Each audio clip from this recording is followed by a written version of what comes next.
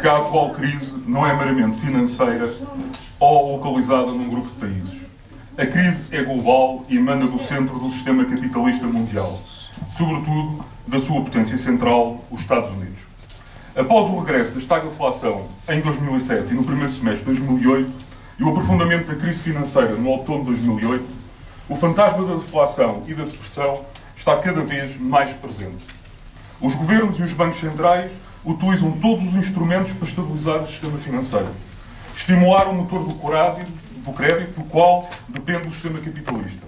Mas apesar das massivas doses de liquidez injetadas no mercado e das reduções das taxas de juros e de volumosos pacotes de investimento de influência keynesiana, a crise continua a aprofundar-se, evidenciando a aparente ineficácia das respostas clássicas da política monetária e orçamental.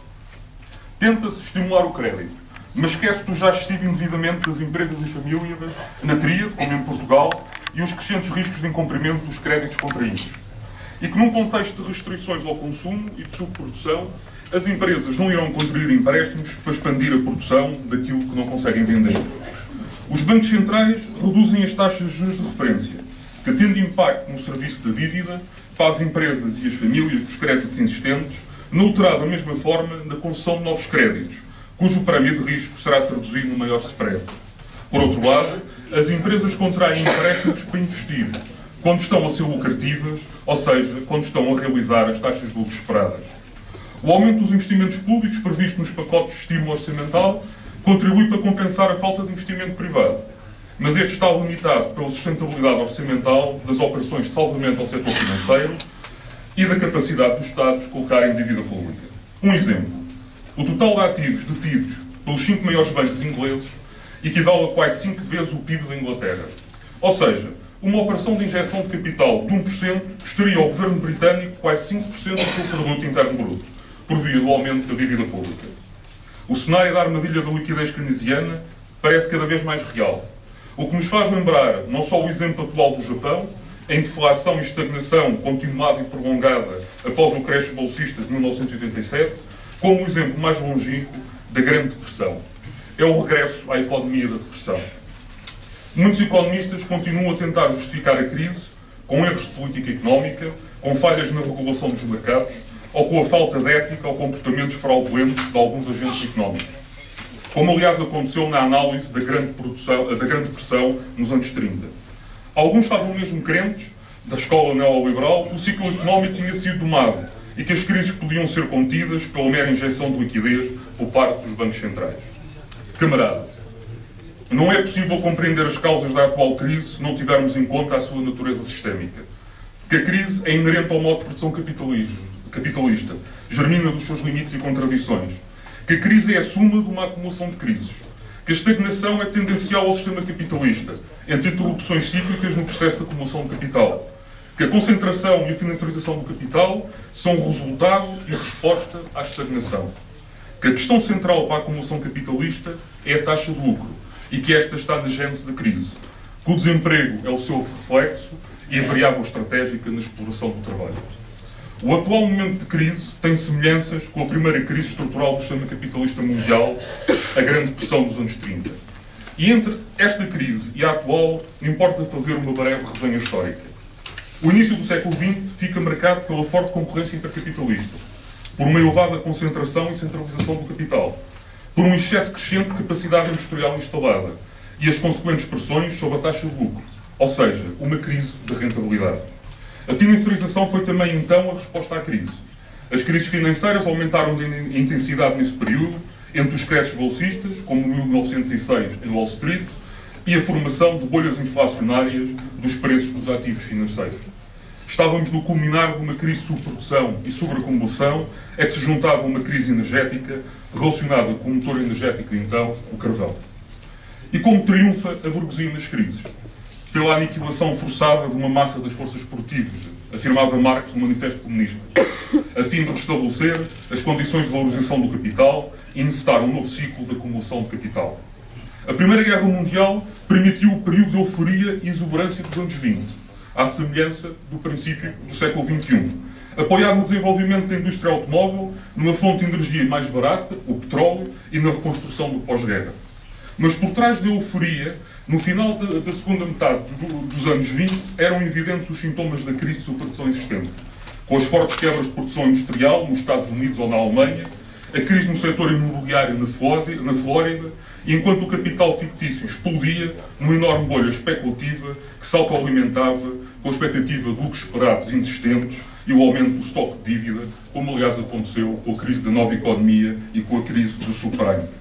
O crash bolsista de 29 de outubro de 1929, seguido da crise bancária de 1930-31, como aconteceu agora entre o verão de 2007 e o outono de 2008, marca o início da Grande Depressão, que apesar da ampla destruição das forças produtivas, só veio a ser superada pela Segunda Guerra Mundial, reconversão para uma economia de guerra e pelas condições criadas no pós-guerra. Estas condições permitiram relançar um novo ciclo longo da acumulação de capital, que permitiu a manutenção de taxas de crescimento do produto elevadas nos anos 50 e 60. A guerra provocou uma forte destruição das forças produtivas, sobretudo na Europa e no Japão. Os planos Marshall e Dodge permitiam o escoamento da produção sedentária dos Estados Unidos para a Europa e para o Japão. Por sua vez, as poupanças acumuladas durante a guerra podiam ser agora despendidas e o crescimento do poder aquisitivo dos salários permitia a manutenção de níveis elevados de procura devido à correlação de forças favorável ao trabalho na saída do pós-guerra. Mais uma vez, o binómio indústria-automóvel petrolífera volta a funcionar numa segunda vaga, aliado ao investimento nas infraestruturas, nomeadamente rodoviárias. E, claro, o estímulo do complexo industrial militar também contribuía para a expansão da economia, como, por exemplo, a Guerra da Coreia, numa espécie de keynesianismo militar. Mas a crise continuou latente, e logo que se atenuaram os efeitos das condições de pós-guerra, a crise retornou em força nos anos 70, em paralelo com uma crise monetária e energética, desta vez em relação ao petróleo. A estagflação dos anos 70 foi um ponto de viragem, iniciando-se um longo ciclo de estagnação que ainda hoje perdura, visível na desaceleração das taxas médias de crescimento do produto de década para década, ao nível mundial e da tríade Estados Unidos, União Europeia e Japão. Se considerarmos os países do G7 como um todo, verificamos que a taxa média de crescimento do PIB desde 2000 é quase 3 vezes inferior à taxa média verificada nos anos 60. Foi também uma viragem na correlação de forças entre o capital e o trabalho, com o crescimento exponencial do desemprego, de década para década, e a progressiva desvalorização dos salários. Na tríade, o número de desempregados tem vindo a aumentar de forma progressiva de década para década, ultrapassando os 25 milhões de desempregados em termos médios desde 2000, ou seja, mais 18 milhões face aos anos 60. Nos últimos 20 anos, dominados pela cartilha do consenso de Washington, mais de 35 milhões de pessoas engrossaram as fileiras do desemprego ao nível mundial, num quadro de proliferação crescente de quase todas as camadas sociais.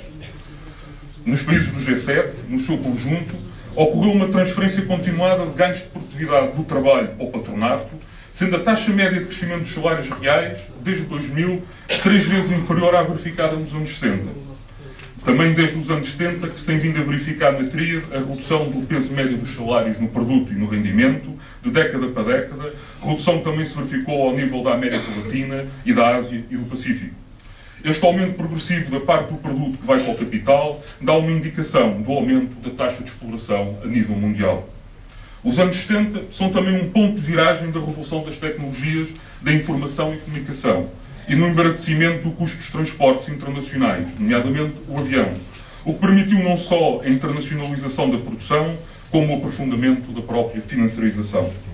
A internacionalização da produção contribuiu para o aumento da taxa de exploração, por via da descolonização da produção dos segmentos de mão de obra intensiva do centro do sistema capitalista para a sua periferia e o embaraçamento dos meios de produção da força de trabalho.